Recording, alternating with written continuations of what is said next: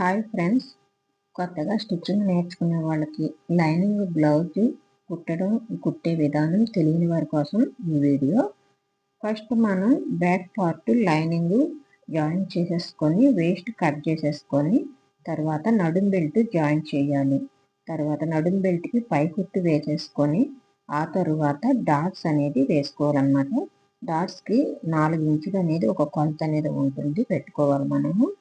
నేను ఇక్కడ కొలతలు కూడా మీకు అన్ని టేప్ కొలతలు చూపిస్తున్నాను. మన నడుము వచ్చేసి ఇక్కడ ఈవిడికి 5 ఇంచులు ఉంది. నడుము కొలత మీద 1 ఇంచు తగ్గించి డాట్స్ కొలత పెట్టుకోవాలన్నమాట. ఇక్కడ నేను టేప్ కొలతను అన్ని చూపిస్తున్నాను, చూడండి ఫ్రెండ్స్.